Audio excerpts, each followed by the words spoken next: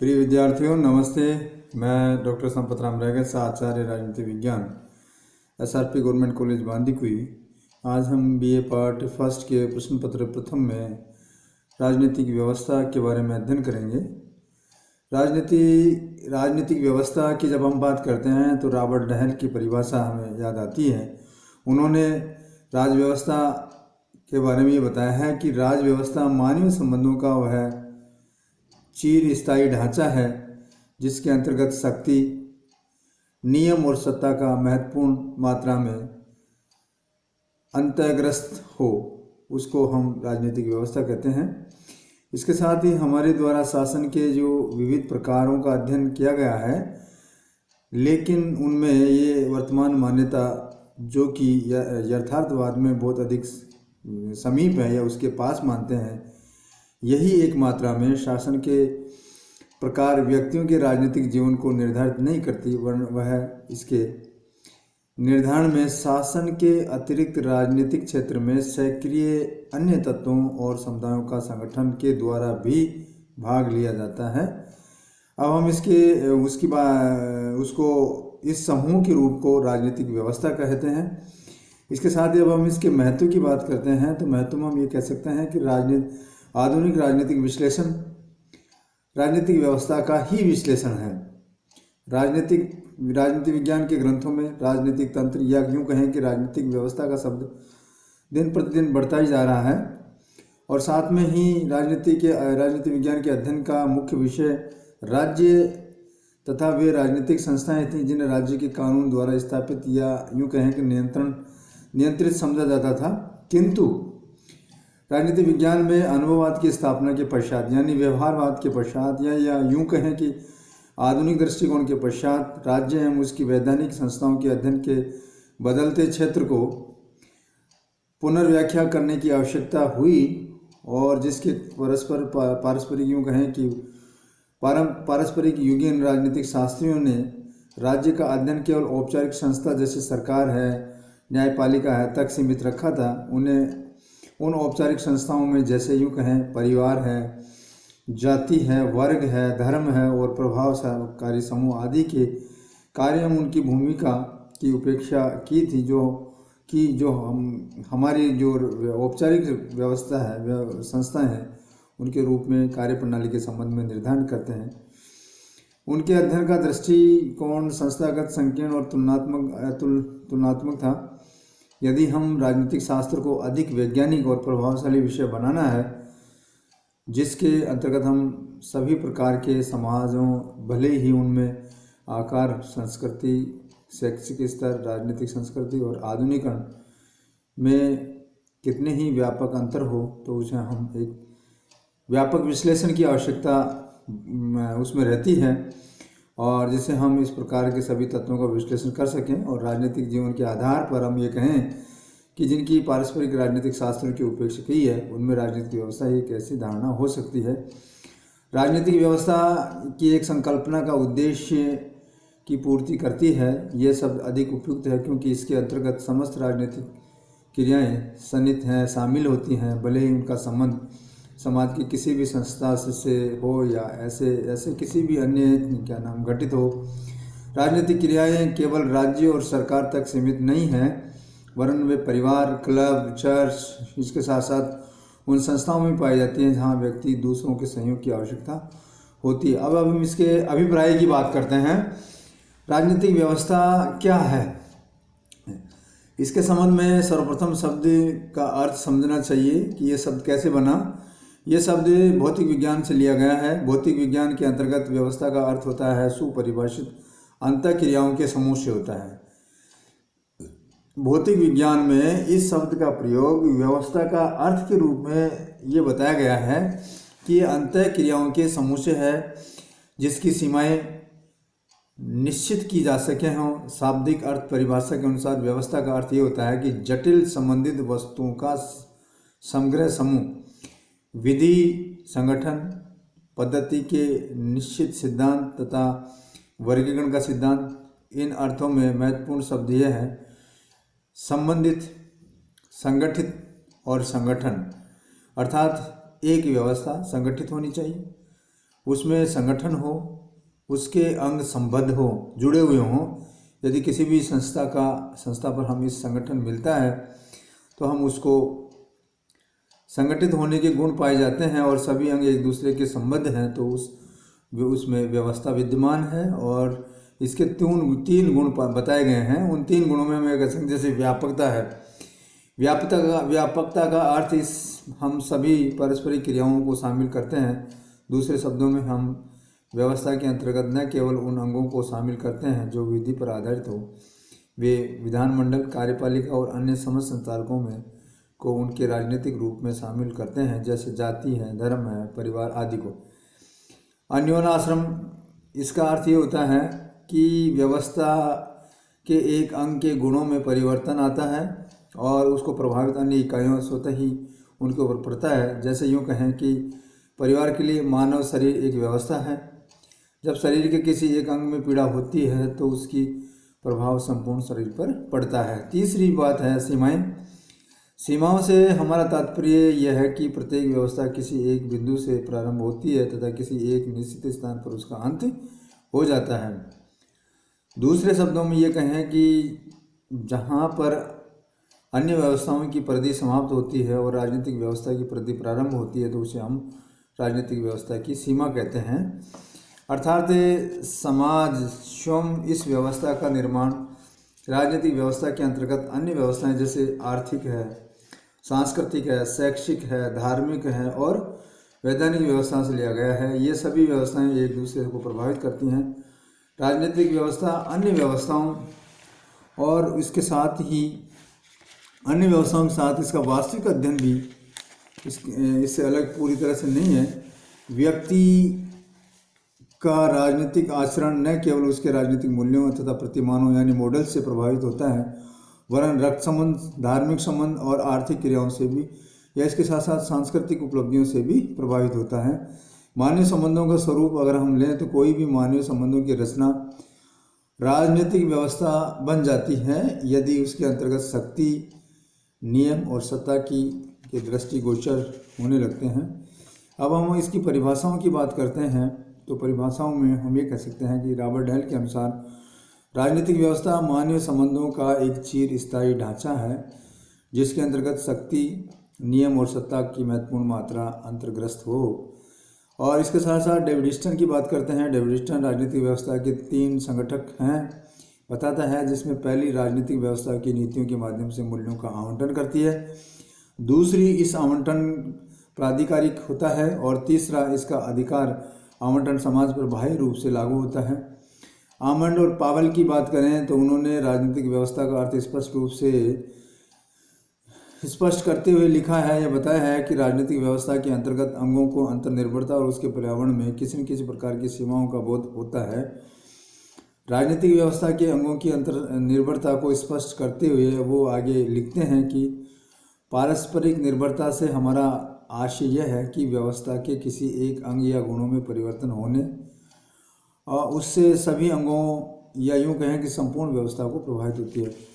अब हम बात करते हैं राजनीतिक व्यवस्था की धारणा की, जिसमें राज्य और शासन की धारणा की तुलना में व्यापक और गतिशीलता बताई गई है।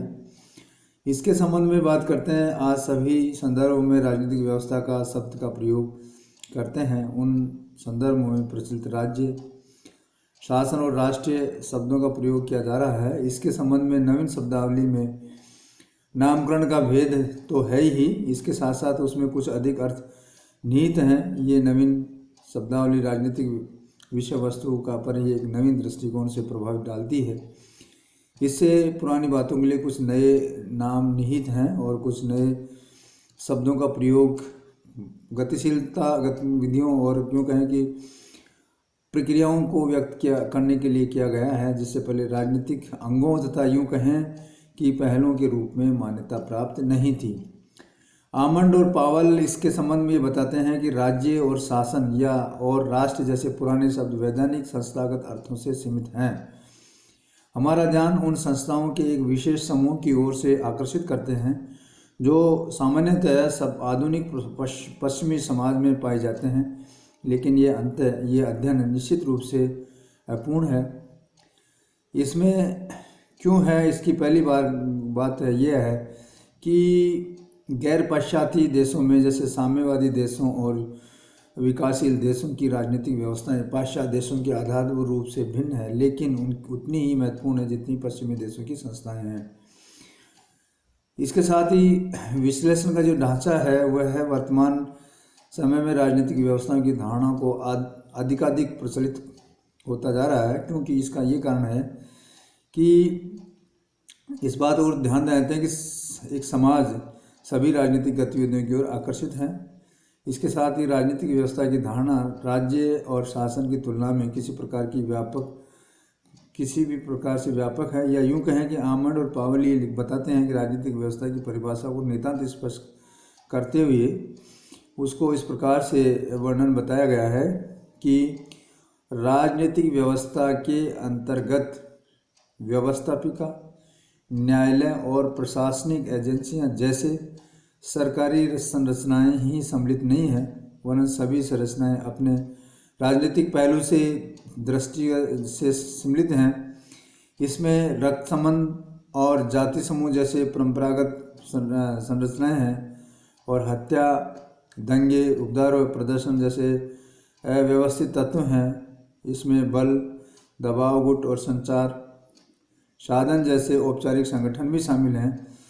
राजनीतिक व्यवस्था की धारणा में ये बात शामिल है कि वे सभी संरचनाओं पारस्परिक संबंधित हैं, अर्थात यदि एक तत्व में परिवर्तन होता है तो उनका अन्य तत्वों पर भी अनिवार्यतः प्रभाव पड़ता है। यानी किसी प्रकार से कोई एक तत्व प्रभावित होता है तो अन्य भी उसको निश्चित रूप से प्रभाव होते हैं। राजनीतिक व्यवस्था की धारणा राज्य और सरकार की तुलना में न केवल एक व्यापक वरन उसके साथ ही गतिशीलता है। इसके निरंतर परिवर्तन होने वाले राजनीतिक और यूँ कहें कि संबंधित गैर राजनीतिक जीवन का अध्ययन किया जाता है। राजनीतिक व्यवस्था राजनीतिक जीवन में परिवर्तन को संभव बनाने वाले तत्वों में परिवर्तन की गतिशीलता को और इसके साथ ही परिवर्तन की दिशा का अध्ययन करती है। राजनीतिक व्यवस्था में ये भी विचारणीय विषय है कि अवांछित दिशा में परिवर्तन को दूर कर और वांछित दिशा में परिवर्तन को किस प्रकार से संभव बनाया जाए। इस प्रकार से राजनीतिक व्यवस्था एक गतिशील धारणा है और इस स्तर धारणा नहीं है। इसके अतिरिक्त राज्य और शासन में परिवर्तन की स्थितियों को दृष्टि में रखा जाता है। अब हम इसके विशेषता की बात करते हैं। राजनीतिक व्यवस्था की विशेषताएं या इसके कहे प्रमुख लक्षण क्या हैं। आमंड ने राजनीतिक व्यवस्था की 5 विशेषता बताई, जिनमें ये बताया गया है कि राजनीतिक व्यवस्था की सार्वभौमिकता, इसके साथ राजनीतिक संरचनाओं की सार्वभौमिकता, इसके अलावा राजनीतिक कार्यों की सार्वभौमिकता, और चौथा है राजनीतिक संरचनाओं की बहुकार्यता, और पांचवा है राजनीतिक व्यवस्थाओं का सांस्कृतिक दृष्टिकोण से मिश्रित रूप। ये इस प्रकार से ये आमंड पावल की जो विशेषताएं हैं वो इस प्रकार से बताई गई हैं। इसमें इसके कार्यों की बात करें तो कार्यों में राजनीतिक व्यवस्था के कार्यों में इसके जो सिद्धांत का प्रतिपादन ऐसे 4 प्रकार के उल्लेख किए गए हैं जो प्रत्येक राजनीतिक व्यवस्था से कम अधिक रूप में अनिवार्य रूप से कार्य होता है। इन कार्यों को ठीक प्रकार से निष्पादित न होने पर प्रत्येक राजनीतिक व्यवस्था विखंडित होने की स्थिति तक पहुंच सकती है। राजनीतिक व्यवस्था के कार्य क्या हैं उनमें हम बात करते हैं, जैसे चयन और संयुक्तिकरण का कार्य करना। प्रत्येक राजनीतिक व्यवस्था में संघर्ष और विभेद उत्पन्न होना नितांत स्वाभाविक है। राजनीतिक व्यवस्था को समाज में उत्पन्न होने वाले उन संघर्षों और उन विभेदों की ऐसी सीमाओं को रखना होता है जिसके वे राजनीतिक व्यवस्था के लिए घातक नहीं बन सके। इसके लिए राजनीतिक व्यवस्था को उन मांगों पर ध्यान देना होता है जो मांगे राजनीतिक समुदाय और राजनीतिक व्यवस्था के समूह समाधान के लिए प्रस्तुत की जाती है। इसके साथ प्रत्येक राजनीतिक व्यवस्था में इस प्रकार की मांगें असंख्य होती हैं और कोई भी राजनीतिक व्यवस्था इसमें न केवल कुछ ही मांगों को पूरी करने में सामर्थ्य रखता है। अतः राजनीतिक व्यवस्था को इन मांगों को लेकर के 2 कार्य करने होते हैं। पहला कार्य तो यह है कि उन मांगों का चयन करना, और दूसरा कार्य होता है इस प्रकार की चुनी हुई छटी गई मांगों को संयुक्त रूप करने का कार्य होता है। इसके साथ ही मांगों की प्राथमिकता का निर्धारण किया जाता है। दूसरा है रूपांतरण या निर्गत कार्य। इसके अंतर्गत राज्य व्यवस्था की मांगों को विचार करते हुए उन विषयों में निर्णय किया जाता है।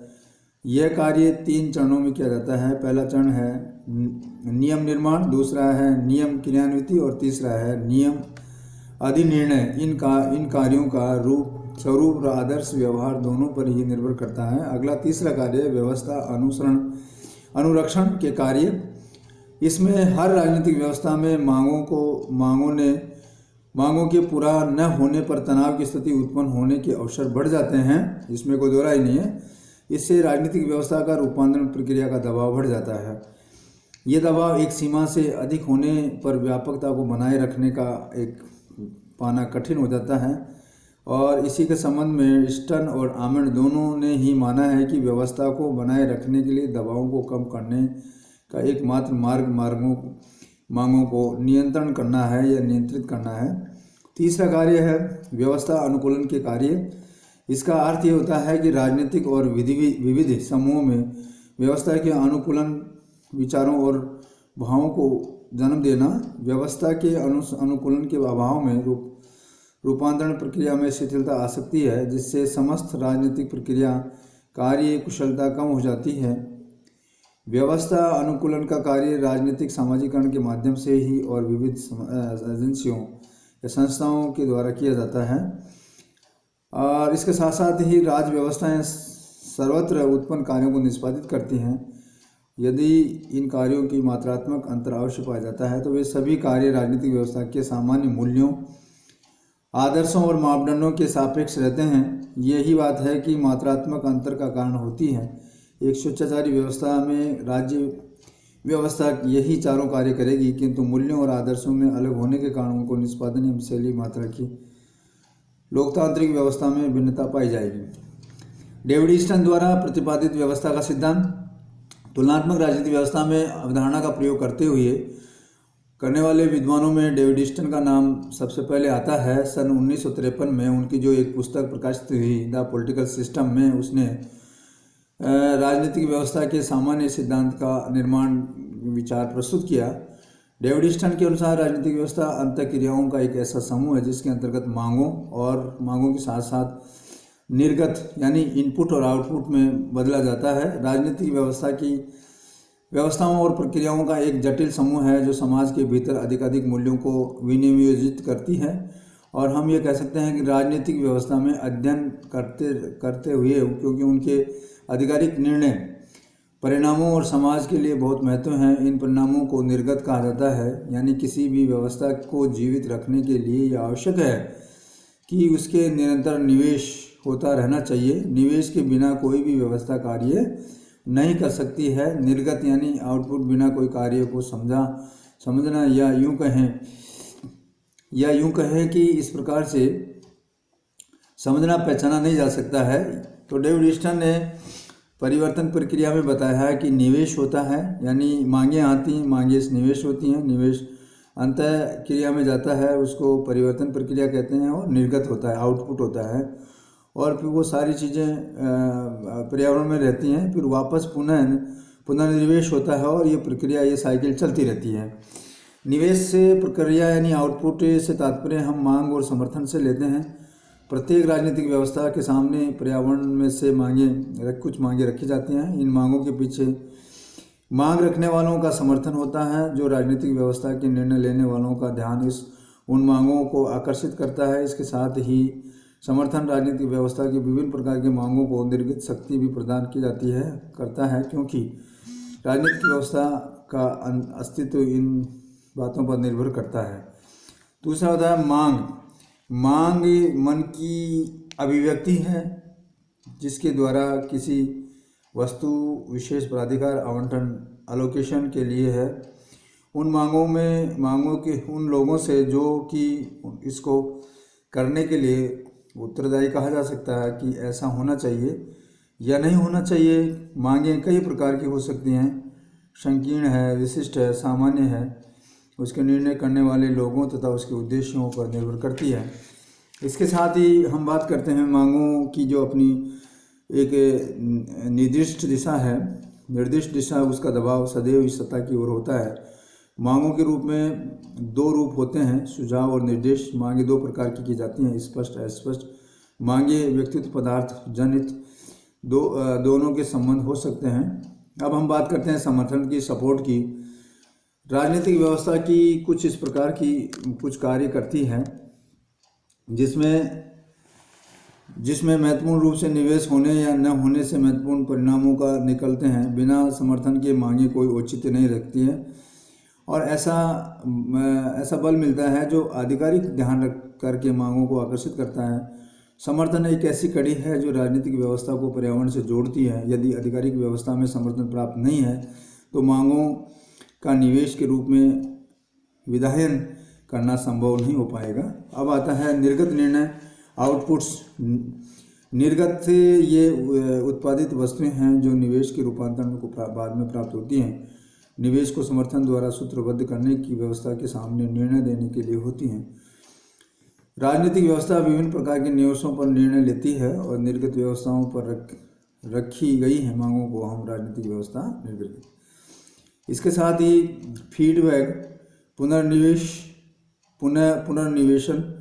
इसमें निर्गतों का उद्देश्य सदस्यों की आवश्यकता पूरा करना होता है। व्यवस्था के निर्गत सदस्यों की आवश्यकता पूरी हुई या न हुई, जनता की इस संबंध में क्या प्रतिक्रिया है और इस संबंध में जो सूचनाएं आधिकारिक रूप से पास होती हैं उसे हम पुनर्निवेश कहते हैं। राजनीतिक व्यवस्था के भीतर संपादित होने वाले सभी कार्यों सर्वाधिक रूप से महत्वपूर्ण पुनर्निवेशन चक्र का ही है, क्योंकि इसके द्वारा संपादित होने के कार्य प्रक्रियाओं के रूप में राजनीतिक कार्यों को चक्र में संचालित होती हैं। अब हम बात करते हैं पर्यावरण की। तो पर्यावरण की जब बात होती है तो इसमें राजनीतिक व्यवस्था, संपूर्ण राजनीतिक व्यवस्थाओं में अन्य उप व्यवस्थाएँ हैं। आर्थिक, धार्मिक, तरह तरह की उप व्यवस्थाओं में भूमिका अदा करने के लिए पर्यावरण आंशिक रूप से संयोग उप व्यवस्थाओं का बोध कराती हैं। उन्हें राजनीतिक सामाजिक पर्यावरण की संज्ञा दी गई है। इसके साथ ही आंतरिक सामाजिक व्यवस्था पर्यावरण को देखने और इसके साथ साथ ही ये स्पष्ट हो जाता है कि राजनीतिक व्यवस्था वातावरण में यानी जैविक तत्वों तथा सामाजिक पद्धतियों द्वारा प्रभावित होती है।